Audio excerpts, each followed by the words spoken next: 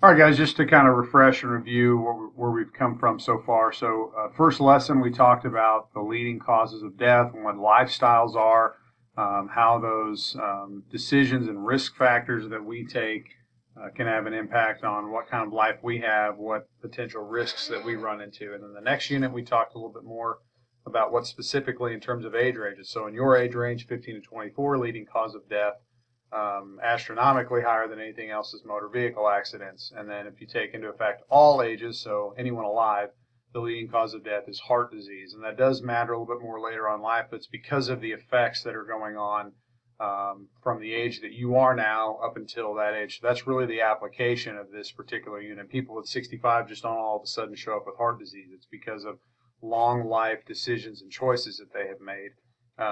And then after that, we got into how the 6 components of health actually impact those things, and we're going to get a little bit more of that today as well, but those 6 are there on your screen. So physical, emotional, social, mental, spiritual, and environmental, and those can all affect each other either negatively or positively depending on your current state or situation. So we went through what each one of those mean in our last class, and you can go back through there and do that. And then if you haven't taken time to finish this, so on Classroom, there is an assignment where you're going to have to take a look at the other components. So take the physical component. I think I mentioned this maybe even in the last lesson, but look at that physical component and how do the other 5 actually impact those, and then you're going to do that on each one of those. So if you have questions on needing help in completing that, then feel free to ask. Okay, so today we're going to get into how do I take charge of my own health using society's resources. So taking charge of your health is really what the importance of taking this health class is. It's the application of it. Why does any of this matter to me specifically? Why do I care? Why do I care that teenagers are dying rampantly of motor vehicle accidents? Well, it should, because it affects you. It affects people that are around you. It affects the cars that you could be driving in. You should be trying to make smarter decisions when behind the wheel of a car as much as you can. Or avoiding getting into cars with people that are making really not very smart decisions. So that would be obviously the application there. Any kind of risk, and we've talked about those, whether it's speeding, running late, someone who's texting and driving, who's under the influence, whatever that might be. And then on the other side, we talked about all ages of heart disease. Why does any of this matter to me in this regard? That's probably where most of this is going to probably be affecting you, but it's really both of them combined, and we'll kind of go through those. And then here's just some quick review questions. I won't read through those, but it's there on the PowerPoint if you want to go back and kind of quiz yourself, because these are things that you'll see later on the assessment. Okay, so we talked about last time or a couple classes ago, that article, that Teenage Brain. You can go back and review it. It's on there. But again, it's just informing you of where you're at currently, just understanding what's going on in your brain, why you're making the decisions. Usually it's because I want everything right now. I don't want to have to necessarily work for it. I want it to be kind of spoon-fed to me. Everyone kind of has that feeling at times, but as a teenager, it happens more often than not. We're usually running at the last minute to get something done, cramming. We want to do only what kind of satisfies me right now in this moment. If it's not fun, I'm not going to do it. And if it's boring, I'm not paying attention to it. So it kind of gives you an understanding of why sometimes we make poor decisions, because we're not necessarily finding things applicable in our life currently at the moment. So a quick review, go back again on the 2 definitions, and I won't spend a lot of time, but if you look back in your notes, if you haven't added them, please do this now. So we are striving for optimal health, which in essence is perfection, but really what we want to do is have wellness, and that's what that is. So anytime we're working towards having those things. So the question here that I would ask you is, what influences our wellness? And this is an activity we would do in class, and obviously if you're watching this here, you're not in class, but what specifically is influencing our health? It could be multiple things, and really after we talked about this in class, it comes down to really 3 or 4 things here. So some of it is uncontrollable. That's your heredity, so how tall you are, if you have a disease of some kind, the broadness of your shoulders, your hips, your body type, size. Some of that is not necessarily controllable, so that does have an impact on it. Your social surroundings, the influences that you have, the people that are around you. So if someone is wanting to go to Pizza Hut rather than go to Jersey Mike's, where it might be maybe slightly healthier, or if you say, hey, we want to go catch a movie, and then you maybe eat something that's not necessarily healthy, where you could make a better choice from a food perspective in regards to that. So your peers have a large impact on your health, whether it's to be physically active together or to not be physically active together.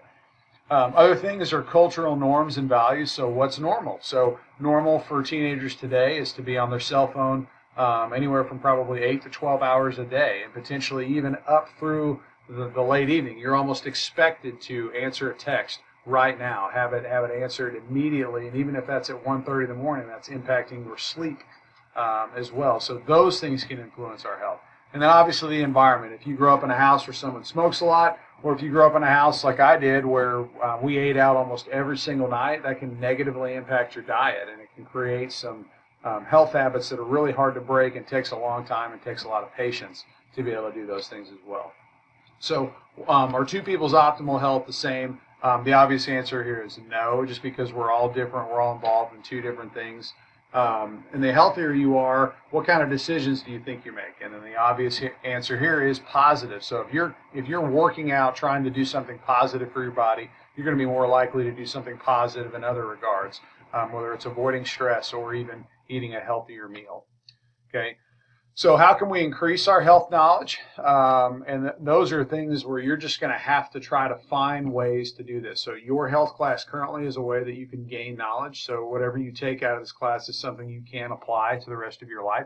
Reading articles, reading videos, books, anything that's going to have a positive impact on your life, trying to gain any kind of knowledge. Maybe that's taking a class on how to cook. If no one in your house cooks, like I did, I grew up in a house where no one cooked. And so the idea of making anything is rather difficult in my mind unless I've actually taken the time to learn those things.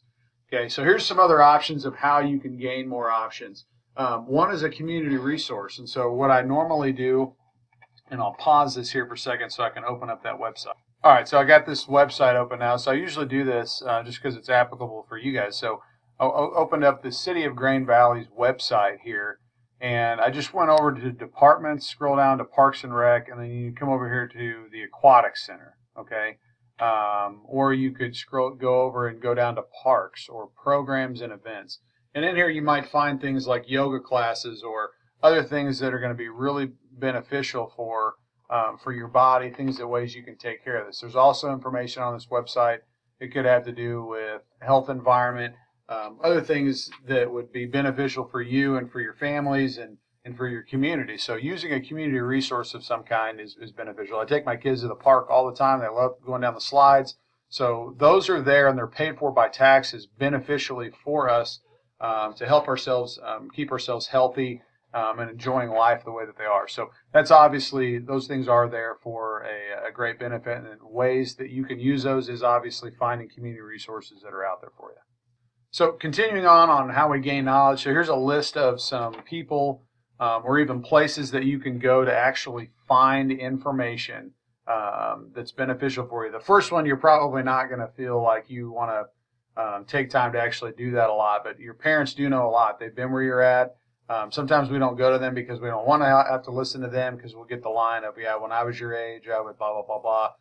But they do know a lot more than you probably give them credit for. I found that out in college, that my parents already knew a lot of what I was training to become, and I was actually rather surprised because they never shared any of that information with me. And then obviously your teachers, specifically like me being your health teacher, or maybe the nurse here, or somebody else in the physical education department in regards to physical activity, or even other adults in the building in just in regard to their health care that they have. Your doctors. And then going down the list, you can obviously find all sorts of resources there. The one I would always caution against, and we'll pay a little bit more attention to this maybe next class, or in this class if we get a chance to, is the internet. Not everything you see on the internet is true, even though we'd like for it to be. Remember how marketing goes. So someone who markets something, they want you to buy it. And so they're going to make it sound as good as possible. And we do that about things that, like if we want someone to go to a movie with us, we're going to usually advertise all the positive reasons why they should go, never any of the negative things. And so we have to really kind of do our own research when we do those kinds of things as well. All right, so how do we take charge of our health? We've got the knowledge now, so if we've got that information, what do we do with it? So really beyond this, we have to take a look at your lifestyle choices. So are there things reflectively that you can say, this is not something that I should be doing, or I'm not happy with this. The only reason I do this is because my friends do it, or this is not beneficial for me, or I'm tired of getting on the scale and it being this, or I'm tired of, whatever that might be. So beyond that, if we've taken a look at it and we say we might want to make a change, you're going to have to change habits of some kind, whether that's counting calories, or whether it's having a shake instead of a large meal in the morning, or whatever that might be. That could be different from person to person how they want to do that. Okay, changing habits is where your discipline is going to take you to success. All right, and to be able to do that with a positive attitude is important. I've made changes before. Where I've made diet changes, and it's a drag because I'm so discouraged by not being able to eat certain things. Well, that tells me that I'm not ready for it yet. I haven't gotten to the place where I'm really ready for change. When you're ready for change, you're going to do it with a positive attitude. So I would encourage you to wait until you're ready to do that before you actually start making changes, because it'll make the changes stick. If you do it negatively, usually you're going to crash. So if you lose 10 pounds, and you're excited that that time period's over, and then you go back and eat whatever you want, then all of a sudden that's gone out the window and the 10 pounds come back even quicker, and probably even adding on more pounds. So just again to review, so those three things of taking charge of your health, there's one, first, to gain knowledge. You can't do anything without any kind of information. Second is to what kind of lifestyle choices do I need to change, and maybe I need to go back and gain some more knowledge. Okay, and then third, I got to change my habits of some kind. There has to be a change. You cannot gain time or get time. You can't say, well, when I get more time. You can only lose time. So that's something that is an important thing to always remember and think about. All right. So there's a video on here, and I'm not gonna take time to watch it on this video clip, but it's a great video. I encourage you to go back and watch it. It's probably one of my favorite things I've ever watched. It changed the way that I look at people who are going through things that are struggling, or even it changed the way I feel sorry for myself if I'm going through something that's kind of tough. So take a moment to go back and watch that. All right, I got a couple minutes before I'm up on finishing this out, so I want to go through this about as quick as I can. So how does society address our health problems? So as we go back and look through some things, there's a few things. So first, public health, the definition of this is obviously the practice of protecting and improving the health of people in your community, could be in your house, whatever that might be. And so there's 4 ways that our culture or society addresses health problems in general. And there's some videos on there you can take time to go through and watch on your own. First is obviously medical advances. This happens all the time, but we're currently always in a state of where medical information is advancing at a high rate and getting new information. It's the reason why there are sicknesses that don't exist. We're always currently trying to find a cure to cancer. So this stuff is always going to be good. It comes out things that are beneficial for you. Something like a Fitbit, for example, is a medical advancement. I don't know, a lot of people probably don't think about that, but it's a way for you to track your own things throughout the day. And that's kind of along with the technology piece, all sorts of things that we have access to that we can find ways to benefit ourselves. You can get real-time data right now without having to do a lot of information. Making laws, so our government policies that are good. Sometimes we talked about this last class, but our government and lobbyists sometimes don't make great decisions for us because of money. Rather, they're looking to pad their own pockets rather than doing what's best for the American people. So, but there are some things here, examples that we have things in place that are beneficial for us. So I mentioned like the curfew. So most of those car accidents are happening late at night and are on the weekend. So that's why you have a curfew at your age. It's not because they don't trust you. It's to lower the potential risk taking that you're actually already currently going through. And then obviously getting educated of some kind is why we have colleges, why we have classes. You're required to take this course by the state of Missouri. So those kinds of things are obviously beneficial. And there's some other examples of ways that you can actually take charge of your own health in regard to that.